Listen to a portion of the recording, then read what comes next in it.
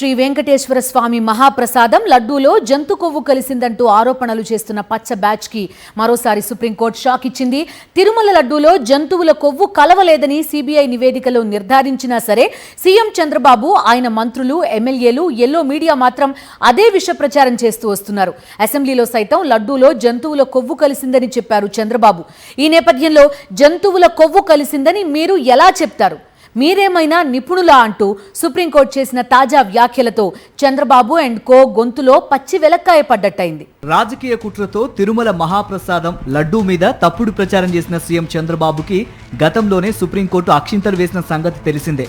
తిరుమల లడ్డూలో జంతువుల కొవ్వు, పంది కొవ్వు, ఫిష్ ఆయిల్ కలిసిపోయాయంటూ సీఎం చంద్రబాబు చేసిన పచ్చి అబద్ధాన్ని ప్రస్తావించిన సుప్రీంకోర్టు గతంలోనే తీవ్రంగా మండిపడింది.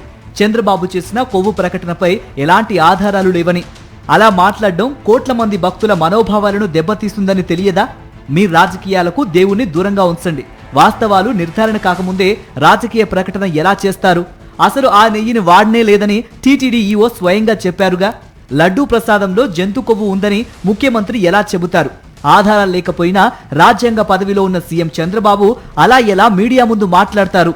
అలాంటి ప్రకటనల విషయంలో నియంత్రణ పాటించాలని మీ క్లయింట్కు చెప్పండి అంటూ సీఎం చంద్రబాబు తరఫున సుప్రీంకోర్టులో వాదనలు వినిపించిన సీనియర్ న్యాయవాది సిద్ధార్థ్ లూత్రాకు సుప్రీంకోర్టు ధర్మాసనం మౌఖిక ఆదేశాలు ఇచ్చింది.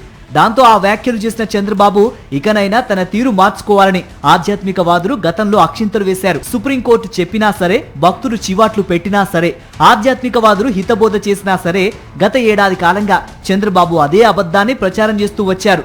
సుప్రీంకోర్టు నియమించిన సిబిఐ సిట్ దర్యాప్తు సంస్థ కూడా లడ్డూలో జంతువుల కొవ్వు గాని, పంది కొవ్వు గాని, ఫిష్ ఆయిల్ గాని కలవలేదు అని నిర్ధారించినప్పటికీ చంద్రబాబు తన విష ప్రచారాన్ని ఆపడం లేదు. తిరుమల ప్రతిష్టకు మచ్చ తెచ్చేలా విషపూరిత వ్యాఖ్యలు చేస్తూనే ఉన్నారు. అసమర్థ పాలనను కప్పిపుచ్చుకోవటానికి చేస్తున్న డైవర్షన్ రాజకీయాల్లో తిరుమల లడ్డును వాడుకుంటూనే ఉన్నారు. ఇటీవల జరిగిన అసెంబ్లీ బడ్జెట్ సమావేశాల్లో మాట్లాడిన ముఖ్యమంత్రి చంద్రబాబు జంతువుల కొవ్వు కలిసిందని, ఆ విషయం సిబిఐ తన చార్ట్ షీట్ లో పేర్కొంది అంటూ అసెంబ్లీని, ప్రజలను తప్పుదోవ పట్టించేలా మాట్లాడారు. ఈ నేపథ్యంలో సుప్రీంకోర్టు మరోసారి చంద్రబాబు తాలూకా ఈ జంతు కొవ్వు వ్యాఖ్యలపై ఆగ్రహం వ్యక్తం చేయడంతో చంద్రబాబు అండ్ కోకి దిమ్మ తిరిగిపోయింది. జంతు కొవ్వు కలిసిందని ఎలా చెప్తారు? మీరేమైనా నిపుణులా అంటూ సుప్రీంకోర్టు చాలా స్పష్టంగా శుక్రవారం నాడు ప్రశ్నించింది. సుప్రీంకోర్టు తాజా వ్యాఖ్యలు AP CM Chandrababu, deputy CM Pawan Kalyan, మంత్రి లోకేష్ తో పాటు టీడీపీ మంత్రులు, ఎమ్మెల్యేలకు మింగుడు పడ్డం లేదని సమాచారం. సుప్రీంకోర్టు తాజా అక్షింతల తర్వాతనైనా మహాప్రసాదం లడ్డూపై అబద్ధపు ప్రచారానికి చంద్రబాబు, ఆయన అనుచరులు పులి స్టాప్ పెడతారో లేదో వేచి చూడాలి.